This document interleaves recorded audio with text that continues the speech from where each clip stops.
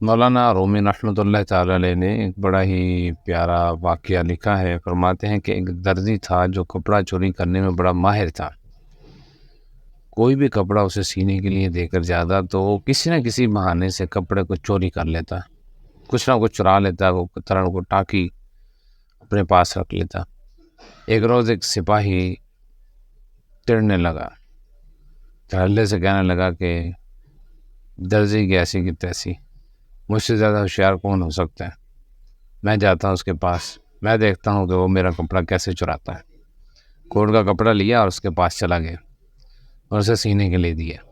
کہتا ہے کہ میں دیتا ہوں، وہ میرے سامنے کپڑا کاٹے گا، پھر دیکھتے ہیں کہ کیسے چوری کرتا ہے۔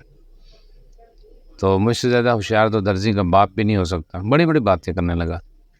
چنانچہ زوم اس کو یہ تھا کہ میں چلاک ہوں، بڑا ہوشیار ہوں، تو درزی کے پاس گیا۔ کہنے لگا میاں درزی، یہ تمہاری دھوکہ دہی کا یہاں بڑا چرچا ہے، سنا ہے کہ کسی نہ کسی بہانے سے تم کوئی کپڑا چرا لیتے ہو اور پتہ بھی نہیں چلنے دیتے، بڑی ہاتھ کی صفائی ہے یار۔ تو جو تمہارے داؤ میں آ جاتے ہیں تم ان کا کپڑا رکھ لیتے ہو، مجھ پر داؤ چلا کے دکھاؤ، تم مجھ کو دھوکہ نہیں دے سکتے۔ دیکھو میں یہ کوٹ کا جو ہے کپڑا لے کر آیا ہوں، اسے میرے سامنے کاٹو تو میں دیکھتا ہوں کہ تم اس سے کپڑا کیسے رکھتے ہو۔ درزی بڑا ہوشیار، بڑا چلاک، بڑا زیرک کہہ لیں، اس نے کہا جناب بیٹھیے، آپ کو کس کم بخت نے حضور کہہ دیا، کس نے شبہ ڈال دیا؟ ساری عمر میری یہ کام کرتے گزر گئی، ایک گرہ تک کپڑے کی میں اپنے اوپر حرام سمجھتا ہوں۔ یہ ہے کہ کوئی بیوقوف ہو تو اسے دھوکہ بھی دوں، لیکن آپ جیسے سمجھدار، نیک، بزرگ، زیرک فہم، دانا شخص کو میرے جیسا بیوقوف آدمی کیسے دھوکہ دے سکتا ہے؟ سپاہی نے کہا اچھا ٹھیک ہے، باتیں نہ بناؤ، یہ لو کپڑا اور اسے کاٹو میرے سامنے۔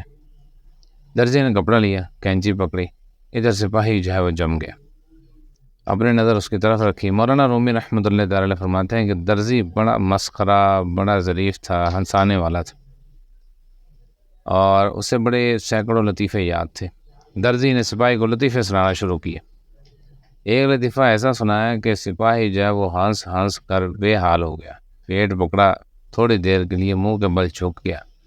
اچھا جو ہی وہ جھکا نا تو درزی نے فوراً ہی 2 گرہ کوٹ کا کپڑا جناب کاٹ کے الگ کر لیا، الگ کر کے سینڈ پہ کر لیا۔ سپاہی جو لطیفوں میں ایسا محو ہوا، ایسا مٹا کہ خود ہی کہنے لگا ہاں استاد ایک لطیفہ اور پھینکو۔ سپاہی نے جب ڈیمانڈ کی پھر ہنسا، اس کو طرح ہنسا کہ ہنسے ہنسے منہ کے بل زمین پر گر پڑا۔ درزی نے پھر کچھ اور کپڑا کاٹ لیا۔ تیسری مرتبہ پھر کہنے لگا ایک اور لطیفہ۔ درزی کا جناب لطیفہ تو اور سنا دوں لیکن پھر کوٹ آپ کا بڑا تنگ ہو جائے گا۔ تو مولانا رومی رحمۃ اللہ تعالی فرماتے ہیں کہ سپاہی کی جو مثال ہے وہ اس بے خبر اور غافل انسان پر صادق آتے ہیں جو اپنے زہد و تقوی کے گمان میں اپنے آپ کو بہت بڑا سمجھتا ہے۔ اور درزی کی مثال جو ہے وہ صادق آتی ہے شیطان پہ، جو لوگوں کا دین، لوگوں کا ایمان چرانے کی فکر میں رہتا ہے۔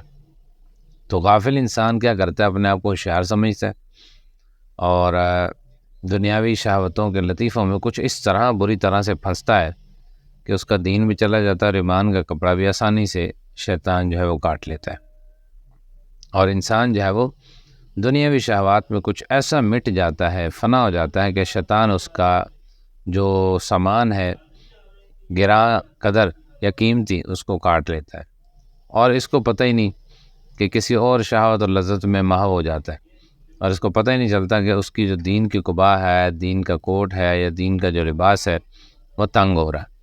تو ہمیں فکر کرنی چاہیے کہ ہم شیطان کے جھانسے میں نہ آئیں اور اپنے آپ کو ایکٹیو رکھیں۔ اللہ پاک ہمیں بچنے کی توفیق عطا فرمائے۔